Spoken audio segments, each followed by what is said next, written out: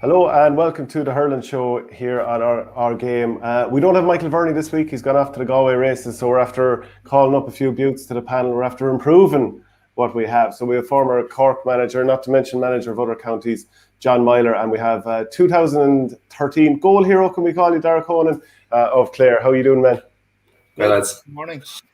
Good. Well, look, let's get straight to it. We had an unbelievably dramatic Saturday. Waterford beat Galway. After going 16 points ahead, Galway came back to within 3 in injury time.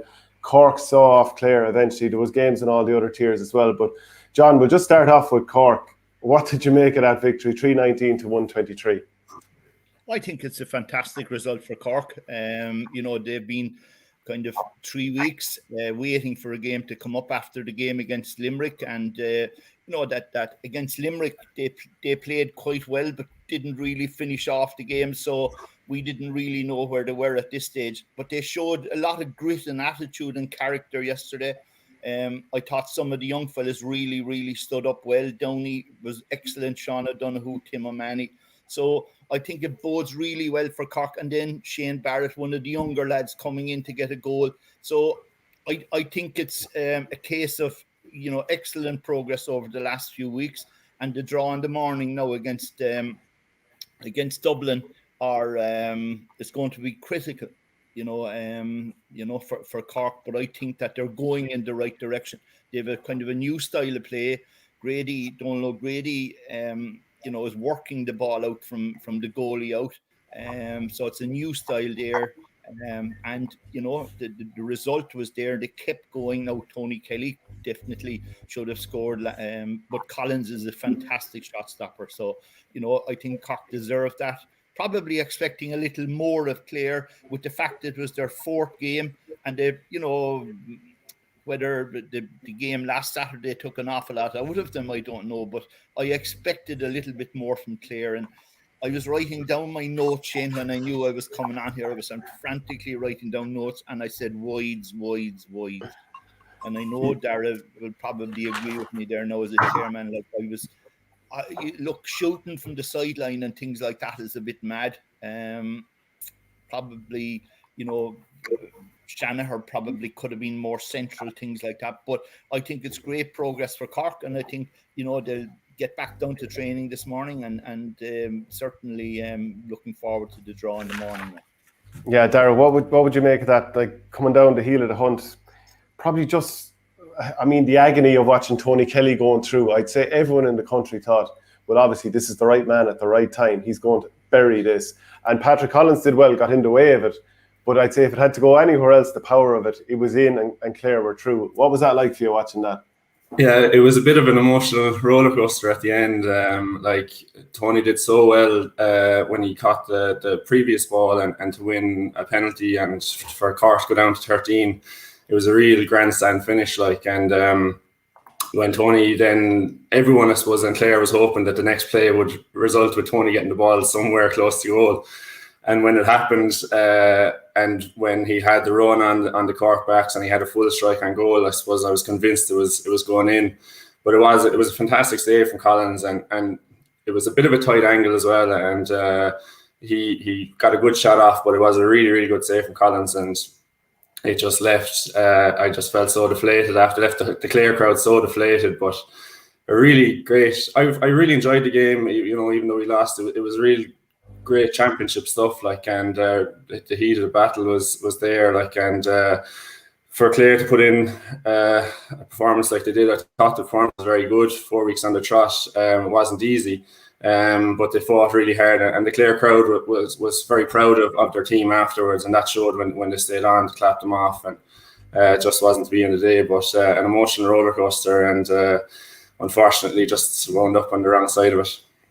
And John, did you fear the worst when you saw Tony Kelly pick up that ball and solo through? I'm not going to sit here now and be cocky or anything like that, but I will say one thing about Patrick Collins. He's the best shot stopper I have come across.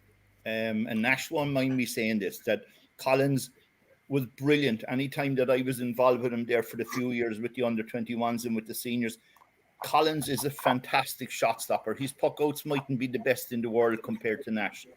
but for one-on-one saves and that as a goalkeeper, he's absolutely brilliant. And you could ask any of the Cork backroom team that, that have been involved there the last 2 years. He's an absolutely brilliant young fella. And, he's done 5 years of apprenticeship under Nash. So Nash would have given him everything as well. But in that situation, Kelly has to score. You have to score. You know what I mean? There's no excuse. You just have to score. And look, we've all been there. I remember a county final in 1990 here against Pearson, and I got a ball like that and I missed it. And you have to score, Shane. That's the bottom line here in this game. It's a results-based business, and that's what it is, really. Yeah, I don't know, Darach, you have a right smile on you there.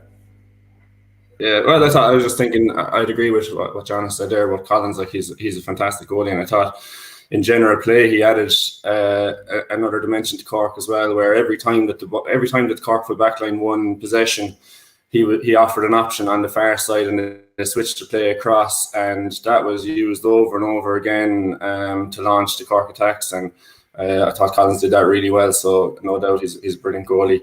I suppose I expected Tony to score, but given his heroics throughout the game, you couldn't blame him really. He had a great game, just that particular play didn't go his way. Yeah, and with all the rancour in Clare over the last few years, and Cahir Lohan being not exactly a centre of excellence, all the different things that people have been falling out over the last couple of years, Brian Lohan has come through this season with serious credit. Started off with a loss to Antrim, and everyone thought the worst for the season going from there. But he's really steadied the ship. 4 really strong championship performances, even though the team is gone. Given the start and all that, Darach, it must be crucial now to tie down Brian Lohan again. Yeah, I think everyone in Clare would be delighted if that was wrapped up sooner rather than later, and Brian was kept on. I suppose he was appointed under somewhat controversial circumstances where it looked like the board wasn't really giving him the backing that he needed, and the Clare public are 100% behind him, and like you can definitely see that at the matches and when you're talking to people around the county, everyone has huge time for Brian and the job that he's doing. So I'd be delighted to see him stay on, and I think he will. And I just hope that the executive do it in such a way where they're giving him the support and the platform that he needs to go on in future. And you mentioned that we had a rocky start this year against Antrim, but every game the Clare have played this year, they've improved from that game, and they're on an upward trajectory. And I think it would be a good idea to keep that going with Brian at the helm. Yeah, John, what do you make of the job that he's done? And like, you've been involved with Cork teams over many years. Obviously, we're involved with Kerry, Wexford, Carlow, and so on.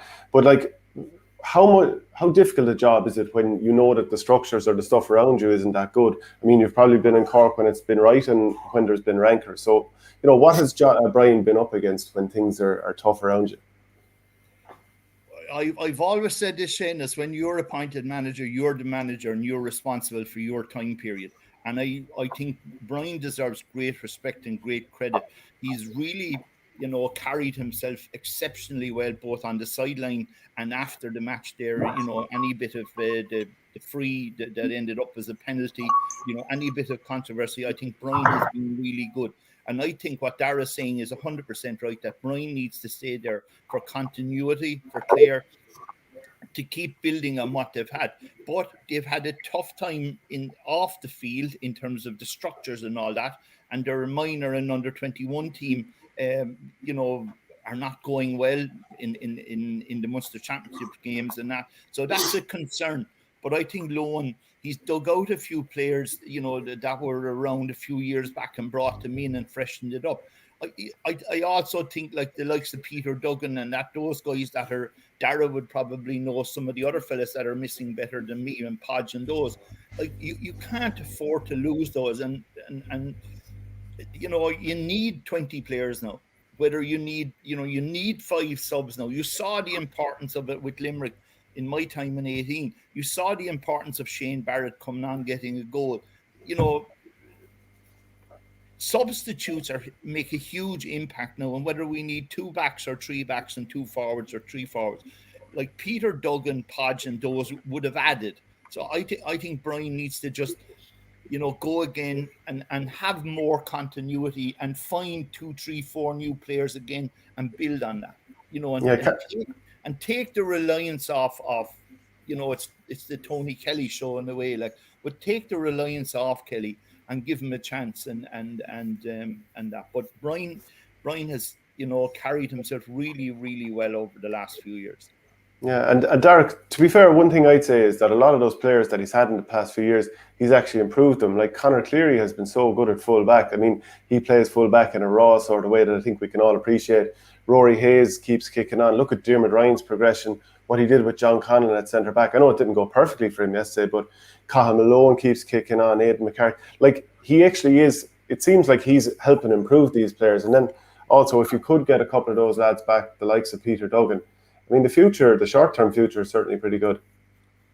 Yeah, I think that's the key, Shane, is what you said there. He's brought the players on that he has, like the full back line, especially. They're Conor Cleary, Hayes, Flanagan. They all played brilliantly yesterday, and they've had good years. And the other players I mentioned, they're improving. And what I like about what Brian is doing is he's empowering the players and allowing the players to go out there and express themselves. And if they don't win, they don't win. But at least he's giving them the best chance to play. I suppose within a structure that allows them to give themselves a chance to win. Whereas previously we were maybe overly reliant on tactics and analysis in our approach. So I think that's key for me. It would be great to see the likes of Peter back, but he's enjoying himself down in Australia, and I don't know. It'll be hard to get him back, I think. But if he did, it would be a huge addition. Yeah, absolutely. Yeah. So John, then moving on to the job that Kieran Kingston is doing, I was just looking at his record so far in the championship with Cork, and this is his 4th season. Obviously, 2 seasons before you were manager for a couple of years, and then this is his 2nd season again.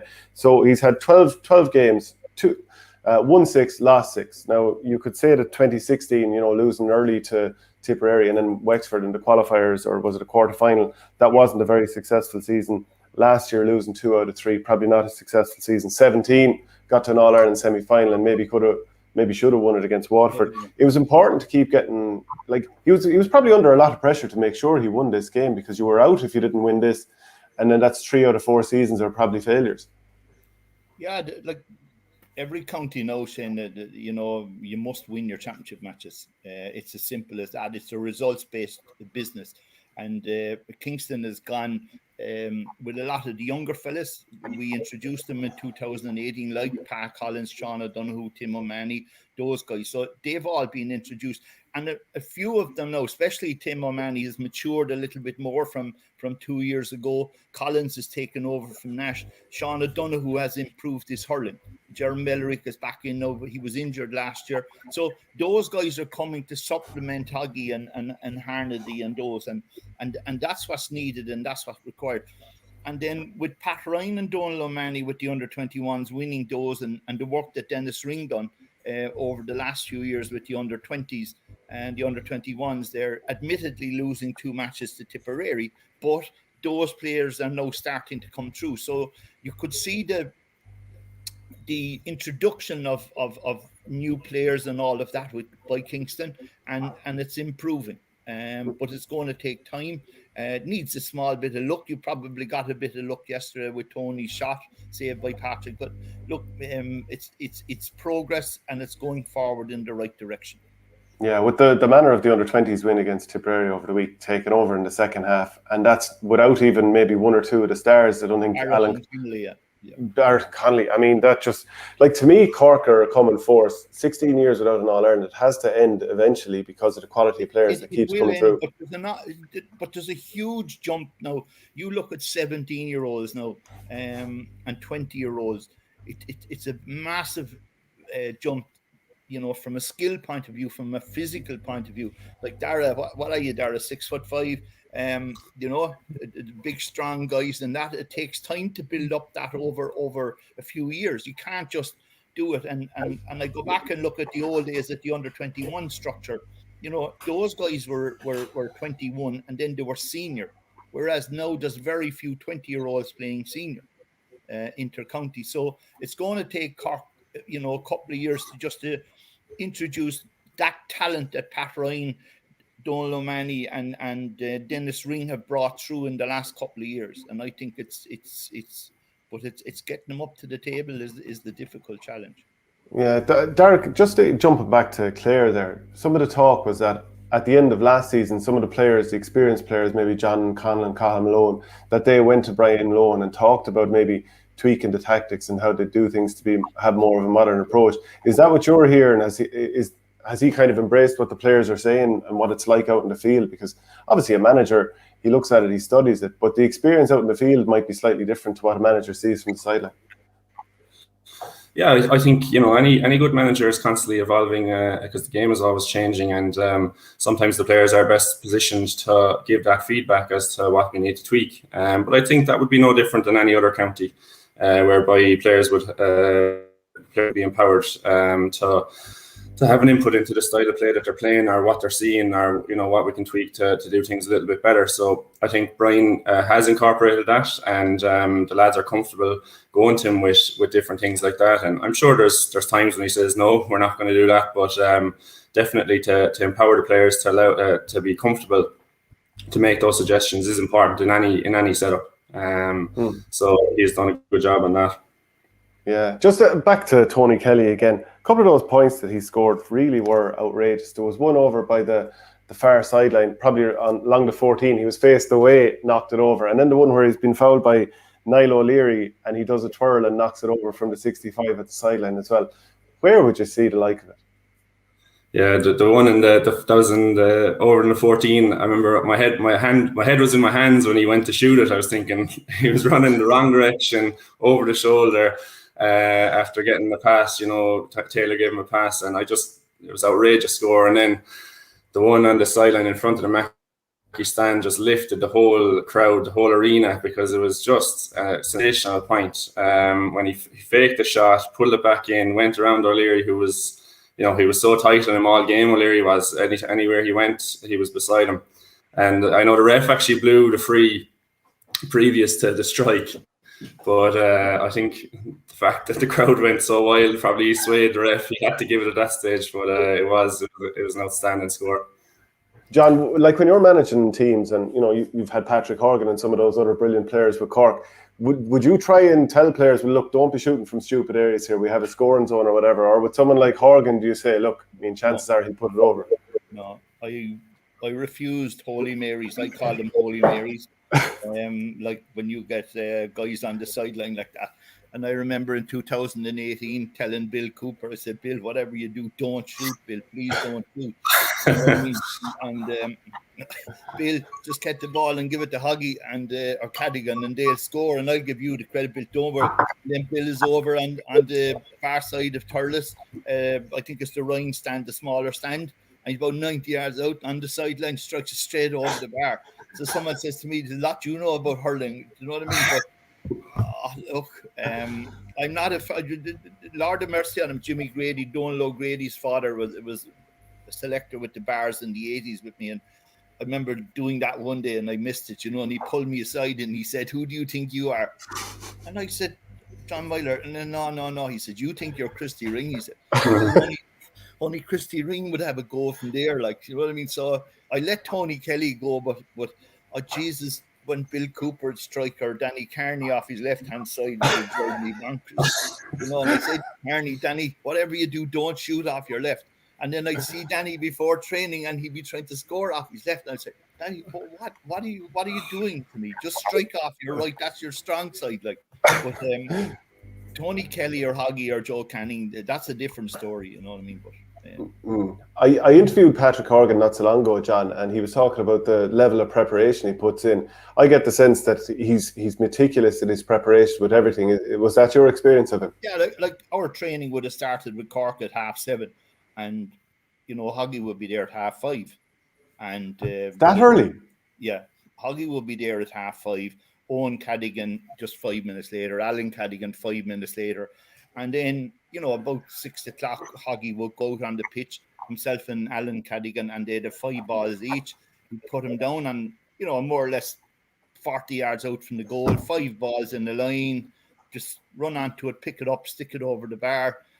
you know, back, second ball, third ball, fourth ball, fifth ball, go in, pick up the balls, go to the other side. And then you'd look at him doing that and say, that's great prep. And then you go down to Parky Keeve or Thurles and say, Jesus, he was doing that the other night in training. So he's replicating, you know what I mean, at 6 o'clock on a Wednesday evening in Parky Ring or wherever we were training. And Howlett, when Doug Howlett was involved with us in 19, and Howlett used to say that every Thursday before an All Blacks match, he'd catch 100 balls in training, and he'd get someone to kick Gary Owens or whatever the word is, and he'd catch 100. And he said, and when it came to Saturday, I knew exactly I had my work done and I was going to catch the ball. So, like, these guys have their work done. And if you look at them, I don't know Tony Kelly personally, but Darach would probably testify for him that he does extra time, which you don't see. No one sees that. Nobody sees Hoggy. You know, I was at a league match there a couple of weeks ago, SARS in the Lane, and Hoggy is down there with the kids striking the ball against the wall. So you have a 10-year-old young fella, and alongside him is Patrick Organ. So it's you know what I mean? It's just constant practice, really. You know? Is that true of Tony there, Darach? Yeah, interestingly on that, what I was told over lockdown was they would have been prescribed their running session to do, and say it was a 10K that they were prescribed to do in a week. Tony would always do 12, and then all the results would have been published to the whole panel. So Tony was always doing 2-3 more than what he was supposed to. Then the other lads were thinking, oh shite, I have to up this a bit as well. So Davy Mack, John, all these guys, they started doing the 12, 13, and then Lohan changed the target to 13, and straight away Tony was up to 16. So always just doing a little bit more than what was prescribed. And you could see what I was told was that the rest of the panel was responding to that and getting their own levels that bit higher as well. So that's the sort of guy he is. Tony, I think, he wants to go down as the best ever Clare hurler, possibly the best ever hurler, and you can see that in his preparation. He prepares as well as he possibly can, and he's always working and improving his game. It's looking like he's not going to be far off it the way he's going. Yeah, actually, Patrick Hickey, one of our regular viewers and commenters, sent me an email last night. I asked him, was it okay to read this out? And he said it was. And he goes, I want to tell you a good story about Tony Kelly and the Mark of the Man. My passion for hurling came from my father, a proud Clare man. I was brought to games when people had no money in the 80s. Anyway, after 2013, I was on cloud 9 buzzing about Clare. 6 months later, my dad was told he had 3 months to live. Tony Kelly, at age 20, came out and sat with my father for 2 hours, chatted hurling, handed all the kids hurleys in my extended family, and sent my daughter birthday cards after. People never see this side to inter-county players. It's things that people should know more about, off-the-field stuff that inter-county players do. Shows the mark of the man. And that sort of stuff, John, is very important to people, isn't it?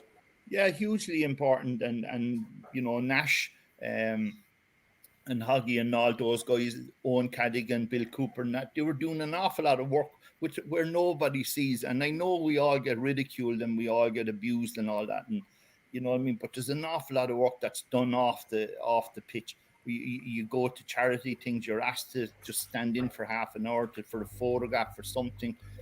Hugely important. And a lot of the GA, you know, over the COVID there for the last 18 months, a lot of GA clubs, individuals and that have done an awful lot of unseen work that the community really appreciates, you know, and that's, you know, that's great to hear about Tony Kelly.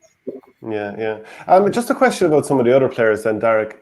Like Ryan Taylor has really stepped up this year. Aidan McCarthy, it feels like his trajectory could be to get up there among some of the better players in the country. Rory Hayes is kicking on as well. Like you must be feeling pretty good about where some of these players are moving, and like the country is probably only standing up in the last few weeks and noticing how good they are.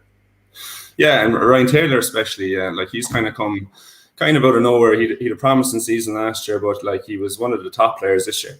And Aidan McCarthy the same way, promising season last year, but really became one of our main forwards this year. And he got some great scores again yesterday, Aidan did.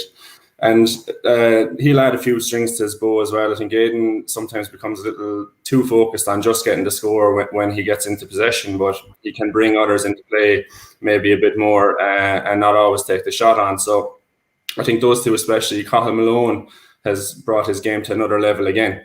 And he was maybe in and out of the team a few years ago, and now he's one of our main players. Every day we go out now these days, and his work rate and his drive just is there for all to see. So there's definitely, huge improvement in different individuals, but we're not at the level we need to be at yet either. Like we did lose the game yesterday. We need more players to come into it. We need probably a stronger squad, which we probably touched on earlier. And hopefully, our underage isn't good at the moment.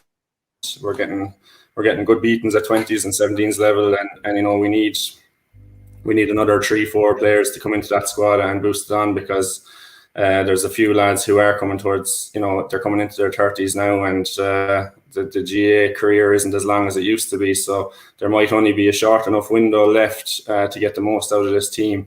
And if we could add in a few more from our underage squads, I think we need to. Comment in here from Sean Barry, and please get your comments in for the lads. And Cork are probably not good enough to win this year, but my God, are they dangerous. They could have scored many more and always seem to have it in their mind. Really strong bench is such an advantage also. What do you make of that, John, and the danger level in that Cork attack? I mean, Jack O'Connor's been there for a couple of years, but like he's really feels like he's kicking on to another level again. He scored 3 points the last day against Sean Finn. Maybe only got a goal here, but even remember that time in the second half when he set off at pace and you were thinking this lad should be in the Olympics. Like there are huge threats in that Cork attack. Yeah, they're huge threats. Like Jack was there in 18. We brought him on against Limerick in 18. He got a point, and he's matured now over the last 3 or 4 years being involved here. So a lot of the players, Robbie O'Flynn, Shane Kingston, Tim O'Mahony, as I said earlier, Tim, Sean O'Donoghue, Patrick Collins, they've matured a little bit more. And Cork will improve after yesterday. I've no doubt about that. Now, the game is on in 6 or 7 days' time next weekend, so that's going to be difficult. And it's going to be challenging as well, whether they get Dublin or Tipperary. So, that's what's facing them. Dublin are, a big, strong, mobile, athletic team. Tipperary, big, strong, physical team. I wouldn't say as mobile as Dublin would be. So, but Tipperary then will be hurting enormously. So Tipperary and Dublin will stand in the way of Cork. But Cork won't fear either Tipper or Dublin. And it's the speed and the pace of, like, if you look at the subs that Kingston brought on yesterday, the likes of Conor Cahalane, like, he's extremely quick over that first 5-10 yards. Shane Barrett and that. So there's a lot of pace and speed coming in there, as well as skill. So it's in the melting pot, Shane, and it's realistic to think that Cork, could get over next weekend based on yesterday's game, Yeah, and John, like a lot of those players a few of the players that Cork are now backboned on, they were part of those under 21 and under 20 teams that lost All Ireland finals to Tipperary a few years ago. It's very interesting that Tipperary at the moment are probably being victims of their own success in that they won the All Ireland in 2019 and then didn't bring through maybe the players that won those All Irelands. Cadell, Robert Byrne, Keane Darcy's no longer in the panel. Jake Morris did come through, fair enough. Jerry Brown has obviously had his club transfer issues, and maybe that's kind of held him back to some degree. But you were throwing them in straight away, good and early. They were already senior stars when they were still playing in the under 20, 21. Look, like it all started with Kingston way back in 16 when he brought Coleman, Fitzy, and his own son in, Shane Kingston. So he brought in 3. Then we introduced more in 17, more in 18, and that. So you're now seeing the benefits of those, and there's a little bit more. They were raw in 2018, and now they're starting to mature a little bit more. So they're coming in bit by bit. But, next week there's going to be more pressure on. You know what I mean? Wherever the game is on in Croke Park or in Thurles or Park Keeve or whatever, there's going to be more pressure. Can we repeat that again next Saturday? Can we keep going? Like it was tough on Clare. Like you look at Clare over the last few weekends, having to repeat it again and again and again. But I think Cork are young, they're fresh, they're dangerous, they're athletic, they've skill. I'd fancy them next weekend again. But looking at Tipperary, then they're under savage pressure because at half time last week you'd say they're home and hosed here. No, they're grand and that's fine. They've beaten Limerick. What's next? Dublin had, 4 COVIDs. Jesus, like it's I'm warning players every night. You know what I mean? Stay at home with your mother or whatever. Don't go out. And that Dublin had 4 COVIDs, so that affected them in the Leinster final. So they'll want to get back, and Tipperary will want to get back. So next weekend's hurling is going to be massive. It's going to be, extremely competitive, and maturity now in those young Cork fellas have to stand up again and go again. So it's going to be difficult, you know what I mean, repeating that after 6 or 7 days. Yeah, and John, actually a question about your native Wexford, who you obviously played for. What did you make of their exit at the hands of Clare, and even how they're playing their hurling? I think that frustrated a lot of... I was disappointed. I'm involved with St. Martin's down in Wexford, and I was just disappointed with the style they were playing, because, I saw Chin last Tuesday night in the league game in Wexford. What an athlete! Like, it was incredible athlete, incredible hurler, and like I don't see enough of that. I don't see enough of Conor McDonald. I don't see enough of Jack O'Connor. I don't see enough of Joe O'Connor. D. O'Keefe, Lee Moog, those. Losing Paddy Foley then out of the half-back line was massive. Like, do you know what I mean? A rock like that, you lost him. So Wexford lost a huge part of their team when Paddy left and that. And, I just don't like their style of hurling. That's all. And they have fantastic hurlers. They have brilliant hurlers. Jesus, if you had a full forward line of Chin, Conor McDonald, Mikey O'Dwyer, and that, Jack, Rory O'Connor is an incredible hurler. Brilliant hurlers. So it was disappointing. It was, two COVID years or 2 years, and losing to Clare, then losing last year as well. And, after that 15 minutes, 5 points up against Tip in 2019, I've only beaten Laois since. Do you see Davy Fitz wanting to stay on? Do you feel the mood of the public is for change? as an ex-manager, you're asking Honan that question. I'll be asking ex-managers. You just want me? You just say it was me. You just want to say it. I'd be very disappointed with Wexford as well, the way they played as well, because like John has touched on it there, like they have serious players there, like Chin, McDonald, and O'Connor would be three. You know, they're top players. Like O'Connor could be one of the top 10 in Ireland, top 5 maybe. And I think they have huge potential. They had really good success with their under-21s in Leinster a few years ago. They've been solidly competing all the time in Leinster at underage, and it hasn't shown through. So I just think they're not getting the most out of them with the system that they're playing. I think the sweeper system is easy to plan against. It's not getting the most out of them. Like, John, how did you, when you were coming up against a team who played a sweeper, did you find it any easier to prepare for, or what did you think at intercounty level? I used to love sweepers in that, and you know what I mean. It was easy. It was easy to play against them, but you know what I mean. I don't really have much time for sweeping and that. Put it under the carpet. Look. Dara, you've hit the nail on the head there. Chin, McDonald, Rory, O'Connor. What a full forward line. There's no other full forward line. Rory and Connor and Lee Chin in there. Jack O'Connor, D. O'Keefe, Lee Moe. They're fantastic hurlers. They are brilliant hurlers. I've Joe O'Connor's a brilliant defender. Matthew O'Hanlon.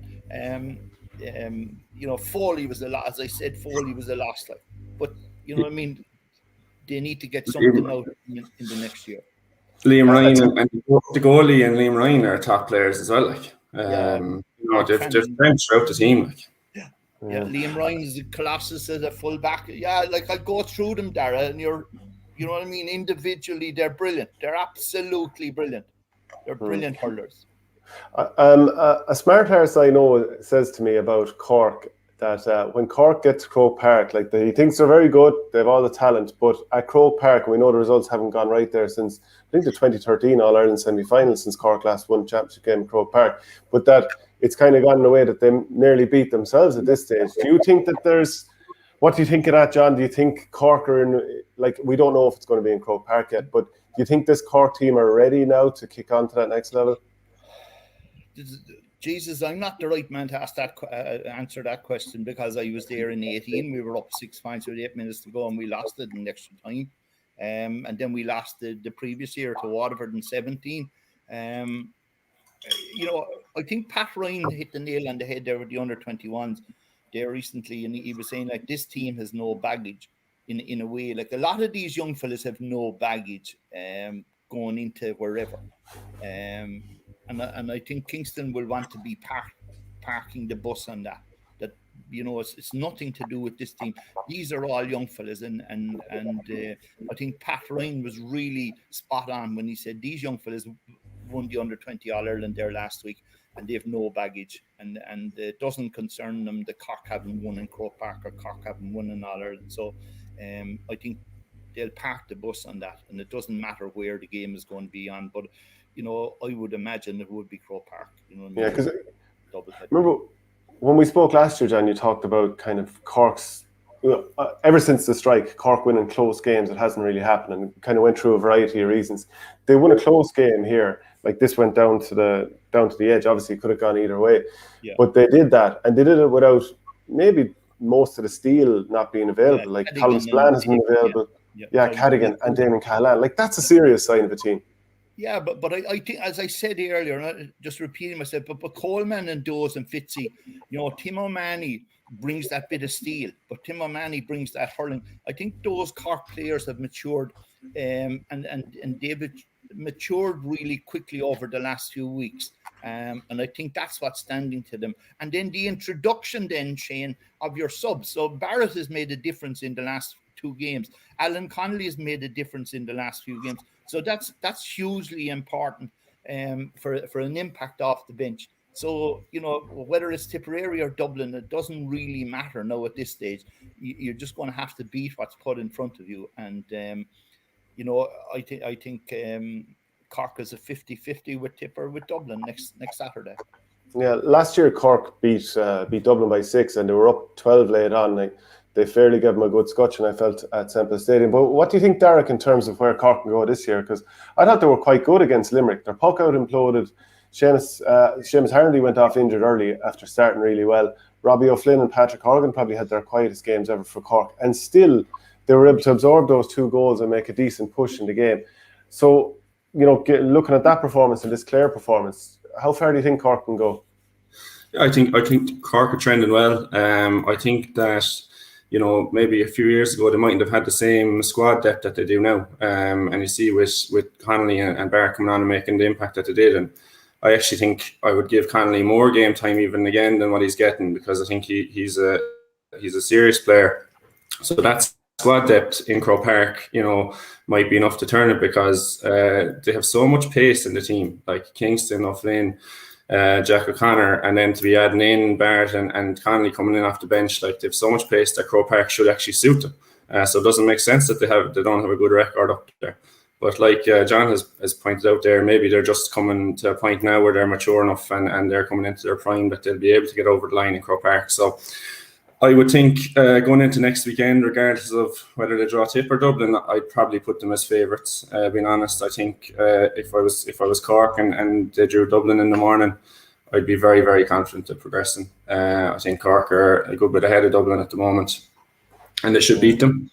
And with Tip, I think it'll be a more even game, but I think with the mobility of the Cork players, we saw against Limerick how that was exposed. The Tip players maybe aren't as mobile anymore, but if Cork can get a run on them, especially from their half-forward line midfield, they could expose Tip there, and I would think that I would give Cork the edge regardless of who they were drawn against tomorrow.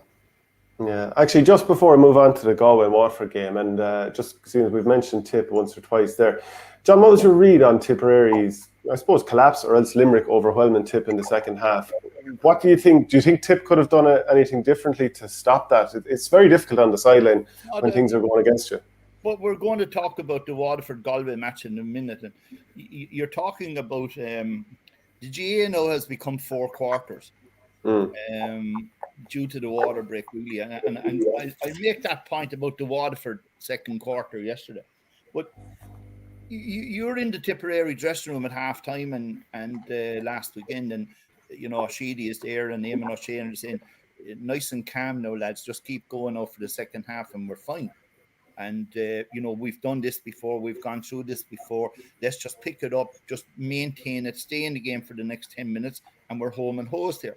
And then suddenly, Limerick get the momentum, and they get the steam rising, and away they go. And it's very, very difficult to stop that. I didn't see it happening at halftime, to be honest. I really didn't. But Limerick stuttered against Cork as well. They weren't really. It was the couple of goals before halftime that killed Cork, and they were stuttering. So I look. It's difficult at the moment, and we'll talk about that with Waterford and Galway over the Waterford second quarter. Like, they absolutely blitzed Galway. The game was over at halftime, and again, but then, you know what I mean. It was over in Tipperary and Limerick as well at halftime, but Tip didn't close it out. So look, Tipperary will be wounded. Sheedy will be mad. You know what I mean? He'll be giving out. How did we concede that? I can't see Tipperary conceding that again the next day.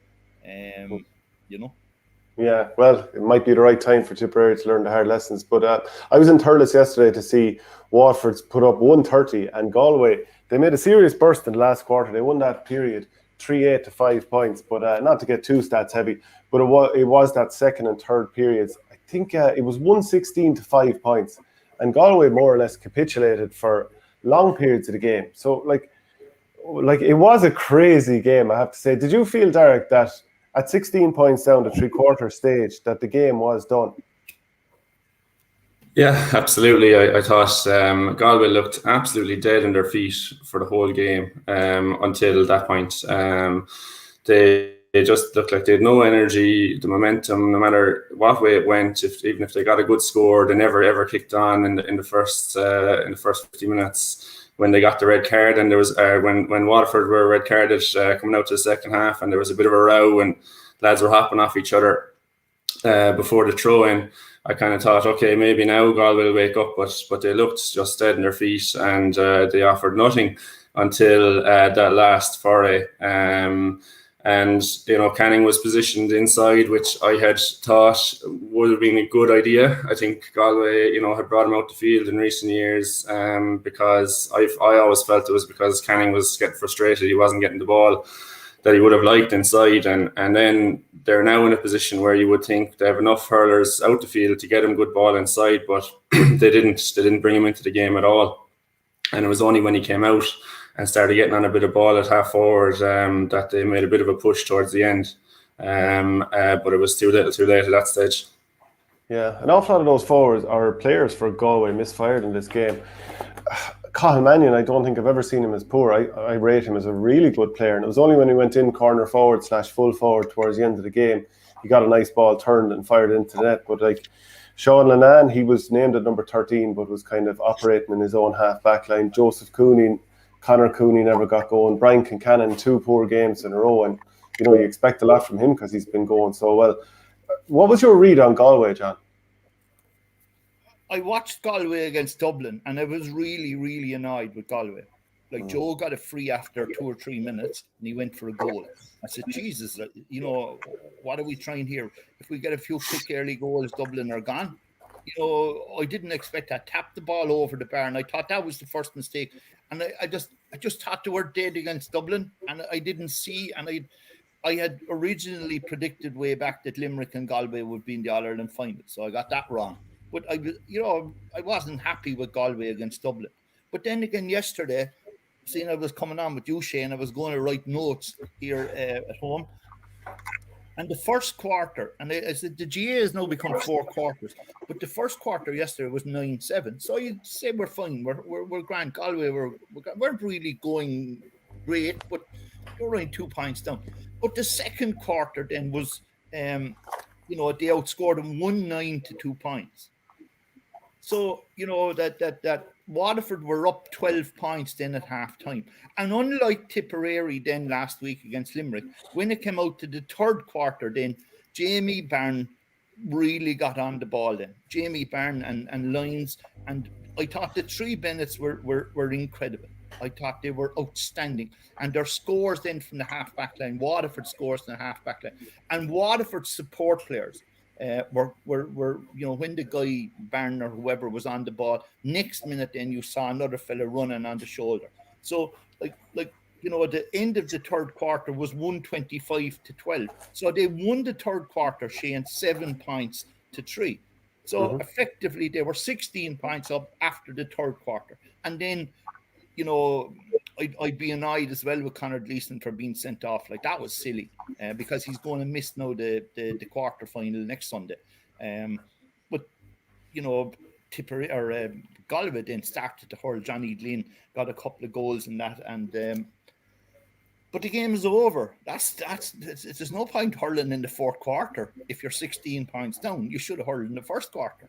And that's what would drive me mad. Like, there's fantastic Cathal Mannion, Pádraig Manning, Joe Canning, all those guys. Like, they just haven't seemed to blossom since they won the All-Ireland a few years back. And, it's frustrating. It's annoying because they're incredibly good hurlers. And that's what would annoy me this morning about Galway. Yeah, we'll come on to Waterford's performance in a little while, but what did you think, Darach? I thought Conor Whelan was the only lad hurling in the first half. Maybe one or two of the backs were doing okay. But, apparently there was an awful lot of rancour in Galway leading up to this game that Evan Nyland wasn't starting. People have been frustrated with Adrian Toohey, a cornerback for the All-Ireland team in 2017, playing in the forwards the last day. There was a lot of frustration with Shane O'Neill. And they played like a disjointed team. Yeah, even they were just so casual. There was a lot of times when there looked like there was no danger at all, and the ball was in. The Galway backs would have had the ball, and they would have outnumbered the forwards, the Waterford forwards.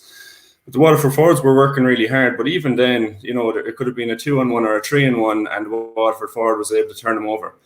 Just from a casual loopy pass that was intercepted, or just not no bit of intensity at all in their play.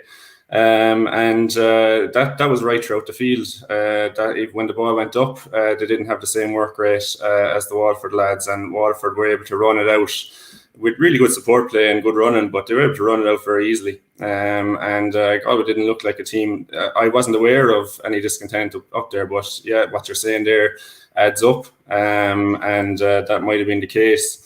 I definitely think that Nyland, probably should be in the team. He should be starting because he was a really promising underage player.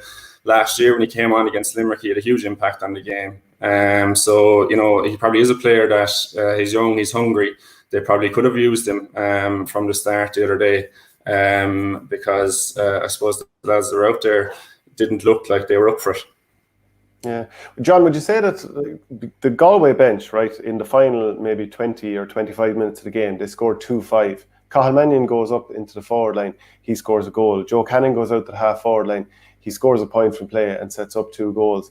Is it the case that Galway started the wrong team, they eventually got it right, or that Waterford, down to 14 men, eventually ran out of legs? Waterford were 16 points up, I made, after the third quarter. Yeah. It was I haven't got it. 125-12 points. So yeah. that was the score after the game is over. So if Liam Cal would have been just saying to the Waterford fellas, look lads, just maintain, keep the shape, keep the structure, let him shoot from 100 yards out. And Waterford, Jamie Byrne kind of died there in the fourth quarter and those guys, ran out of legs, ran out of steam, but the game was over. You know what I mean? I'd like to have seen that Galway performance in the fourth quarter and the first quarter. And they did get it back to 3 points though, John. So there was still a chance. But Jesus, there's no point getting the team right in the last quarter when you should have got it right in the first quarter. And that would be, from a manager's point of view, that would be frustrating. Because the questions asked then, why didn't you put this fella? Why didn't you put Evan Nyland on? Why didn't you? We don't know what was going on. I don't know what was going on in Galway, really on the inside, and nobody knows except the people that are involved in the setup. That's really what happens there. But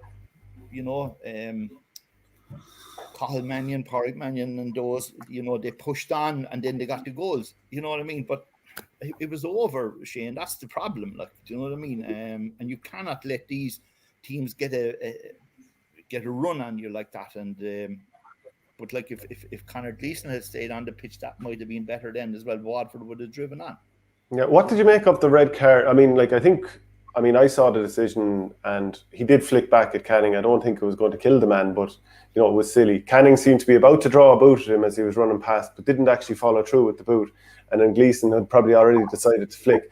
But the question I have is, as a manager, do you think it's right that they go all the way through half-time and it's only after when the player's coming back out in the field and you've no time to readjust or prepare that the red card is issued, John? Do you think that the referee needs to just go into the dressing room and say, look, by the way, he's gone, so there's a few minutes? I wasn't there, so I don't know what happened in the dressing rooms. So you have to, I don't know, but I would be annoyed with Conor Gleeson. And these flicks and these knockback flicks and these taps now are watched by, there's cameras all over the place. There's the 4 officials and 5 officials are all linked up together. So they're hearing things, you know what I mean? And then it's probably brought to their attention at halftime by somebody else that such and such gave a flick or whatever. I don't know. But I don't know what happened inside in the dressing rooms. But you know what I mean? It is what it is. And if you know, the symptoms are that, but the cause of it was that Conor just slapped out at Joe Canning or whatever. He shouldn't have done that. And that's what I'm saying to you. And you need to have discipline going into these matches because the referee is under scrutiny, the officials are under scrutiny, all of that. So, you know, Conor Gleeson is missing for next Saturday's game, which is crucial for Waterford again. And you're down a key player, you're down a good player. It's an interesting point, though, Shane. Like, they would have had 15 minutes in the dressing room, and he wasn't aware he was sent off because Gleeson ran out again for the second half to play, and the ref gave him the red card at that stage. But the whole 15 minutes of talk that you would have done and preparation and what way you're going to go about it in the second half is almost irrelevant, straight away, because the red card is only issued when he came back out. So, you know, probably it would have been a lot more if he was going to get red carded, it would have been a lot better for Waterford to know about it going in, which they didn't seem to do. Yeah, Darach, so Joe Canning became the record scorer in championship history by getting 9 points, 27 goals and 485 points.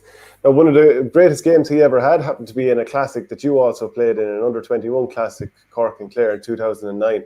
So you're obviously well accustomed to him from then, but a great achievement even though it was in defeat.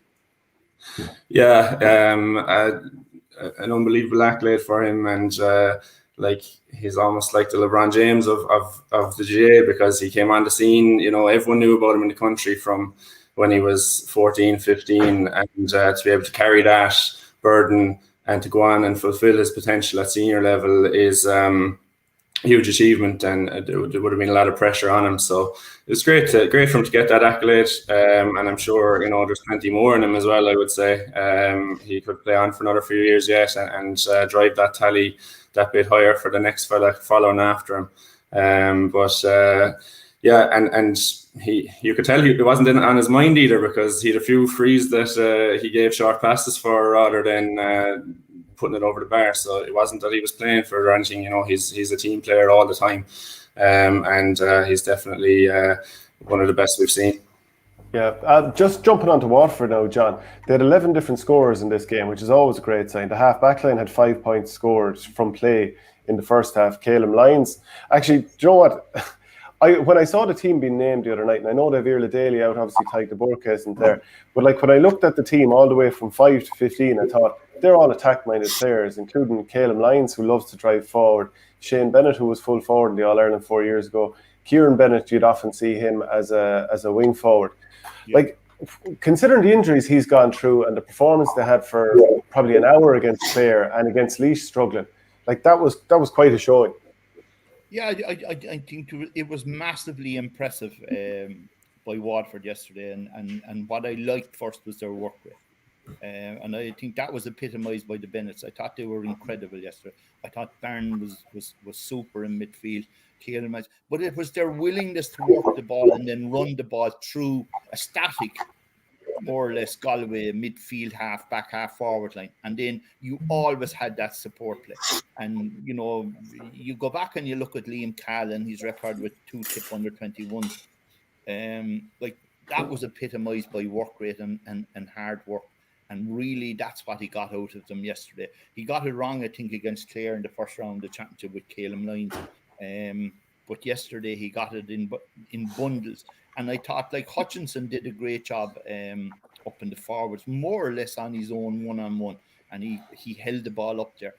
But I thought their second half performance then was or their second quarter performance was brilliant.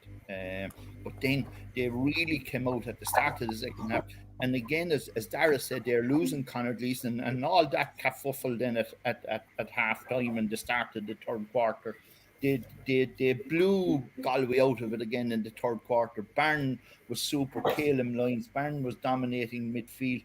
And you know, a small bit of Galway wides and Galway not composed. Darach mentioned earlier about where Galway were sloppy, things like that. You know, hand passes, hurley passes going astray and that. But great composure from Waterford, and I really like their work rate. I really like their composure there around the middle third of the field. I thought, you know, it was excellent, and their point taking was excellent.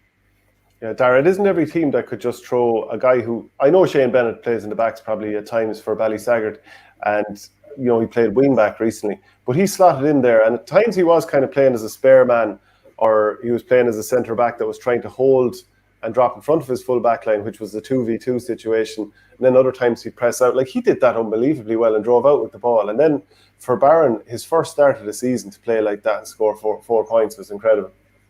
Yeah, they did a great platform from that area. I mean, they played very withdrawn. Their half forward line came back a lot, and it only left them one option, and that was to run it out, you know, all the time. And I think they did it excellently. The support play was so good.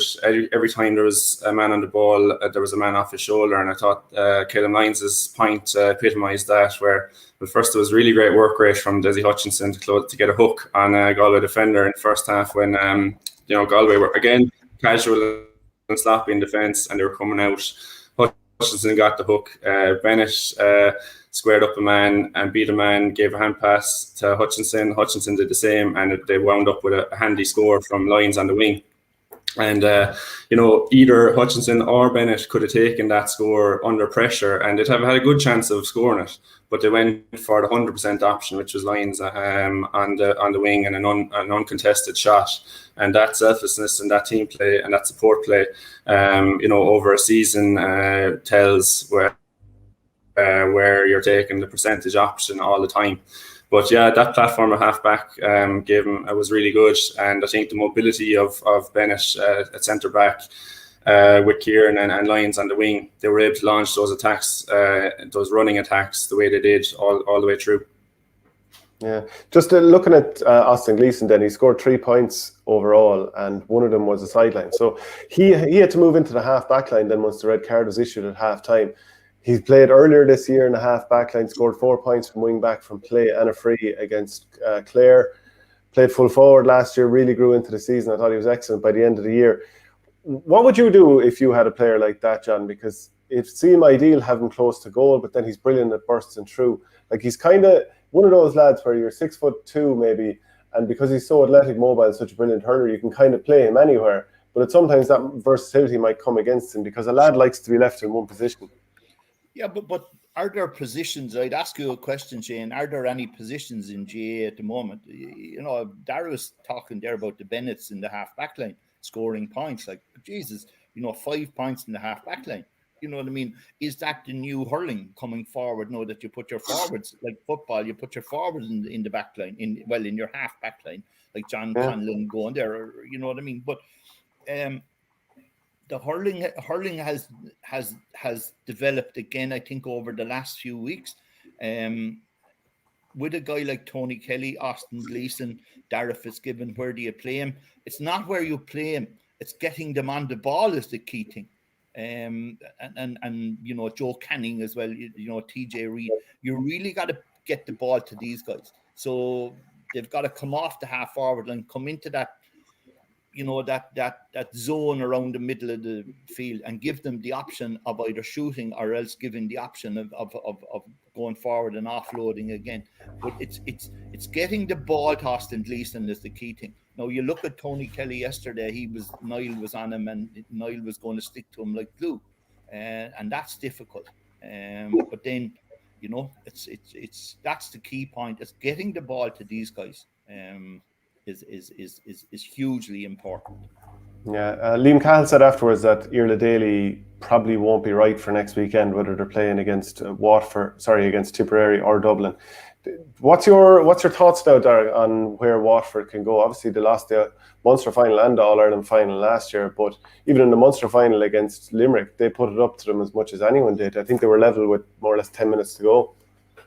They did, and they've turned their season around this year as well, because they went down very badly to Clare in the first round, and Clare had a really easy game against them, and Waterford didn't look themselves at all, where their use of the ball was really awful. They made a hero out of our half back line, and I was worried for them going into the game yesterday. I think I was fully sure that Galway were going to win. And for them to be able to turn around and get back to what they did best last year, which was that running game and that support play, it was a fair achievement from Cahill. I think going into next weekend, I think Munster hurling at the moment is a lot stronger than Leinster. I would fancy them to beat Dublin all right. I think that Waterford and Cork would have. I'd be fairly sure that they'd beat Dublin anyway. Now they'll probably try and play down their chances, but I'd be confident if I was them. Against Tip, it would be a better match, and I think Iarla Daly is a loss, like you've mentioned there. He's out, even from squad depth point of view, because it's week on week now, where they had this will be their third weekend shot, is it? So they will, there'll be tired legs out there, and when you're losing lads like Daly and the others that are missing, it has an effect on the squad depth. And sometimes you'll see when you're a few weeks on the trot, you might wane at the end of the game. Gleeson as well will be gone as well, and he'll be a big loss. So from Waterford's point of view, I think if they were to draw Dublin, I'd be confident. If they were to draw Tip, I think I'd give Tip the edge. Yeah, John, a question then on Galway before moving on. I was just thinking, like, 2 seasons in for Shane O'Neill, and it certainly hasn't gone their way. They did a good performance last year against Limerick in the All-Ireland semi-final, but didn't win Leinster. Lost to Dublin, very poor showing in the Leinster semi-final. This game, they just imploded in the middle half of the game and got a lot of scores in garbage time later on, is maybe how you could put it. And I was thinking, they have a few players now that are over 30. Canning will be 33, I should say, later this year. Davy Burke is 31, didn't even get come on. I'd imagine he was stewing. It's probably an awkward one now, and I think it is fair to say sometimes when you're an outside manager, the knives might come out a little bit quicker too. So it is tough for Shane O'Neill right now. You're asking me the nice questions this morning. It's difficult for any manager, but when you're an outsider, it's more difficult. And I'm sure Galway GA people, Galway hurling people are licking their wounds this morning and wondering, where's all this talent, all these minor All-Irelands, where's the talent? Dara referred to Evan Nyland again, these kind of things. You look at Cork bringing in Shane Barrett, Alan Connolly, and they seem to be doing well. So I think it's going to be difficult for Shane. And I've been in that position before, and you're under pressure. You're under pressure for change. You're under pressure to bring in a new person. You're under pressure to bring in a local. And that's the pressure that Shane is going to be under this morning. So, and then when you're not there, you don't know what's going on in that county as well, if you know what I mean. So, look, it's challenging. It's difficult. Everybody wants to get to the top. So it's no different in any county, Shane. There's going to be discussion, debate this morning in Galway, and Galway people want to find out answers to questions, and Galway County Board will obviously look at it and see how they go forward. But it's challenging and it's difficult. It's not easy on any morning there when you lose a championship match, and myself, I just had an escape. I used to go to Kerry, and I'd escape, but it's extremely challenging. What do you make of what Liam Cahill has done with this team? I'm just looking through the team, and there's so many players that are brilliant at running off the shoulder or carrying the ball. Like Jamie Barron can beat people. Peter Hogan has pace. Jack Fagan, he can catch a ball and he can run at you. He scored 1-2. Jack Prendergast is always available and looking to run the ball. So was Bennett. Hutchinson didn't score, but we all seem to agree he played well. Yeah. Patrick Kern was out foraging for ball. Like, they seem to be like, it's a very modern approach. Like, he's taken everything they've had and he's applied it to a modern game, as far as I can see. It's a mobile, athletic game in the middle third, where they're working the ball out. I think they're ahead of Cork in terms of that type of game. Like, but that suits Barron down to the ground. I think that type of running off the shoulder, Fagan as well. Mikey Kiley came on as a sub and got a great score, settled Waterford down in the fourth quarter. Hutchinson, pace, skill, you know what I mean? So that's really, in the last few weeks, that's really become evident where, the pure speed, pace, skill, overlapping has come to the fore. And I think Limerick are probably, Cian Lynch is the master of that in a way, that breaking 5-10 yards offloading with a runner on the shoulder. I think Limerick are the masters of that, and they have the skill, but they also have the athleticism, but they also have the physical strength to break through tackles. I think Cork and Waterford maybe still have another bit to go on in terms of that, but Barron was electric yesterday, and Jesus, there's going to be 2 massive games next weekend as well now, and you're going to see contrast of styles as well with Dublin guys, big guys, Tipperary big guys, how Sheedy and how Matty will set up their teams to play Waterford and Cork. Do you see Limerick? Do you think anyone is capable of catching Limerick this year, given how they're going? Sure, Tipperary 10 whatever points up last Sunday. Look, Shane. There are 6 teams left in this. Any team can beat anyone on any given day when the thing goes right for you. Do you believe that, Darach? Not sure. I think Limerick, they have to have an off day, I think, to be beaten. What I think might catch them would be their discipline.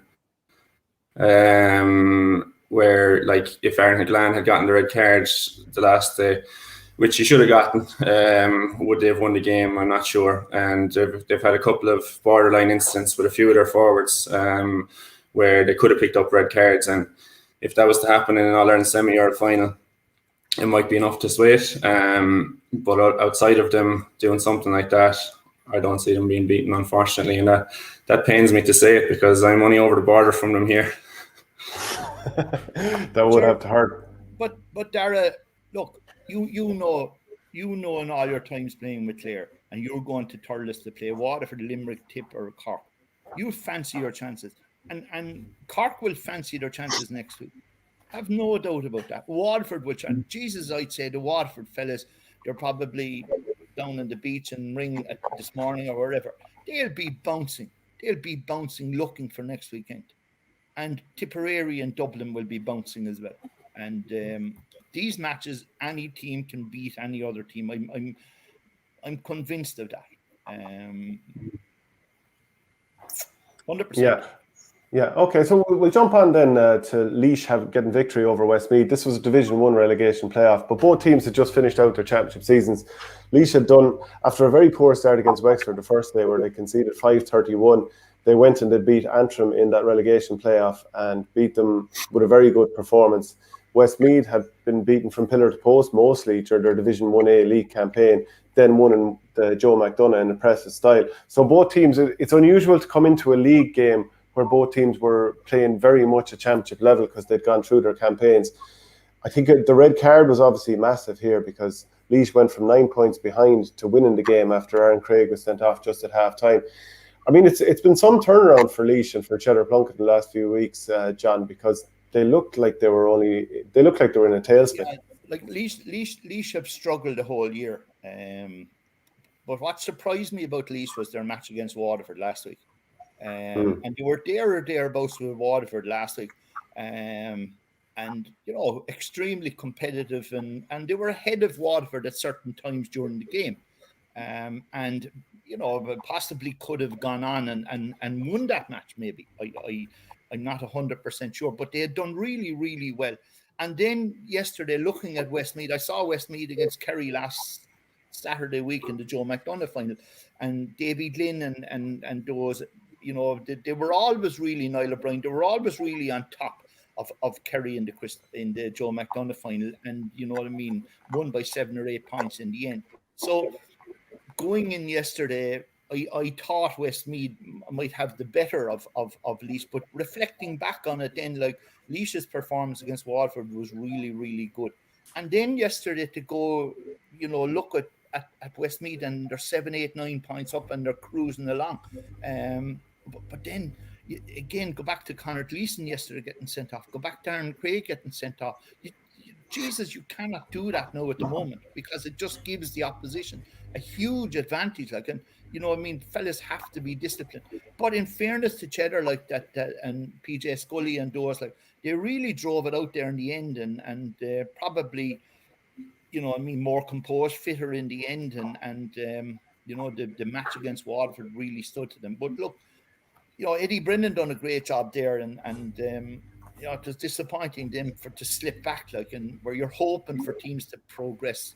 You know, the second tier teams, don't give up to me for saying that, like, but you know, Laois, Westmeath, Kerry, Antrim, these teams need to be coming on, like, and I'm glad Laois, or you know, Cheddar's done a good job there, but it's a struggle. It's always a bloody struggle there all the time, you know. Yeah, it was drama at the death when Derek McNicholas had the penalty. Davy Glennon had been fouled, and McNicholas seemed to want to put it all the way into the top bin, like a tiny little target in the top corner. It just went over the bar.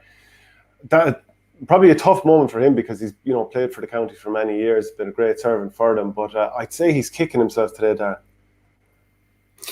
Yeah, I mean, he would have fancied that chance, like, but like you said, he went for the extraordinary, whereas just hitting the target probably is more important at that point. Yeah, it's a shame, and I'd agree with what John has said there as well. Regards to Laois, like, they had a tough start to the season in the league. They weren't impressive. I know the Clare match that we played against them, they were poor, and they were kind of very overly defensive and sluggish. But they seem to have turned around since then, and you know, it's good for them to have stayed up, and I think it would be great to see a bit of progress from those teams that John has mentioned, and for them to become more competitive, and it would make for a great championship if we could get more hurling teams competing at the top level. Yeah, well, both teams got a lot out of their season, because Westmeath know that they're back up into the Leinster Championship next year. Laois know they'll remain there also. Just to run through some of the other results in the other levels, Derry will meet Offaly in the Christy Ring Cup final. Derry beat Sligo 28-2-17. Cormac O'Doherty top scored at 12 points there. Offaly put up a massive score, winning 6-30 to 10 points. And a red card early on for Wicklow did them no favours. Owen Cahill scored 8 points. Brian Dignan scored 1-4. Oisín Kelly scored 2-1.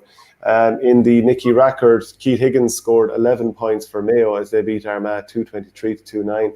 They'll meet Tyrone in the Nicky Rackard final. They saw off Donegal. Goals from Conor Grogan and Kane Ferguson there were crucial. In the Laurie Maher, it's going to be Fermanagh against Cavan. Tom Keenan scored the goal for Fermanagh in their win over Longford, 121-113. And then a late goal from a friend of mine, Breezer, Brian Fitzgerald. He scored for Cavan late on. Three cool lads, three of my teammates, Killian Shane in there in the middle, Specs on the right, who's Colm Shane, and Brian Breezer Fitzgerald on the far left there as well. So they're through to the final off to Croke Park, which is a massive deal for the county there, because obviously trying to get up to the next level and win some championship silverware at any level would be a massive thing as well. So John, just any thoughts on any of those teams there, maybe even just Offaly? Sorry. Just two or 3 points there. One is there's massive pressure on Michael Fennelly and Offaly. No, Wicklow had a red card after 5 minutes yesterday, so you know what I mean. They breezed through Wicklow, but there's massive pressure on Fennelly to win the Christy Ring and get into the Joe McDonagh next year, and that pressure is going to double again. The second thing, I absolutely love that photograph of the three Coola lads playing with Cavan. I think the GA needs to probably look a little bit more, Shane, about how you know, who's outside, who's available to these counties like Cavan, Tyrone, Donegal, all of these that could play. I think that's hugely important. And the other point I'd make is, and it's a GAA point. You look at the structures in hurling, and I think they're fantastic. You know, you've gone through there the Joe McDonough final last week, Westmeath beating Kerry. You've gone through the Christy Ring. You've gone through the Nicky Rackard, the Lowry Mar, and all of these, as you said there. It's great to see three cool lads playing in Croke Park next week for Cavan. Like, it's fantastic. And I've met a lot of lads that have won Lowry Mar and Nicky Rackard, and it's fantastic a day out. And you know, I think the football should go that way, in a way like that. It would make for something. And I think hurling is really set up well there. And you look at the Laois and Westmeath relegation and all there was, like, it's difficult to get up to the next level, but you know, the next level is another couple of steps higher, and you know, to be playing the likes of Clare and Cork and Tip and that, it's extremely challenging. Like, I'm involved with Kerry. There's great work being done in Tralee, Parnells and Kilmare and Kilgarvan and all these, but you know what I mean, it's extremely difficult to get them up because of a numbers issue and things like that. So it's great there to see those three young fellas from Cavan or from Coola playing with Cavan. I think that's a huge plus there. And John, were you involved with Martins last year, and were you involved in a Kerry club at the same time and going from Cork to both? Were you? You must have been doing some driving. No, I don't drive at all. No, I don't ever consider. I don't consider it driving, Shane. I've been in Kilmiley for the best part of 21 years. I absolutely love it down there. I go swimming down there. I go cycling down there. I absolutely love it. I'm originally, as you know, from Wexford, and my daughter is actually living down there. So I'm actually visiting my daughter an awful lot more often, and she's building her bungalow now. I'm doing a small bit of labouring and putting down. Well, I'm not doing anything. I'm only lifting wheelbarrows or lifting blocks. I do what I'm told. I try and help out with helping, you know, mix cement and mix concrete, and you know, there's all the labouring work I have to do. So look, it's great to see my daughter. So I love actually driving. I've no problem. But I get a swim every evening. I go cycling, you know, down in Wexford or in Kerry. But it's pure, Shane. There's no shit. There's no politics. There's no waffle, you know, stuff have up. I know, great. Any final thoughts there before we go on any of the tiers above, or just your thoughts on hurling and how the championship's going? Yeah, that's an interesting point about the lower tiers. I think the hurling structure is really good. You know, you've really competitive games and lads who have something to play for at every level and are competitive at every level. And the challenge now will be, can we get the likes of Laois or Antrim or Westmeath to be really competitive at the top level and to break through? And you know, if you could add a few more teams into the hurling championship, and that's a huge challenge. And it's one, I don't know how you'd even go about it, but it's one that would be would add a lot. And I think Offaly are doing a lot of good work at underage. You know,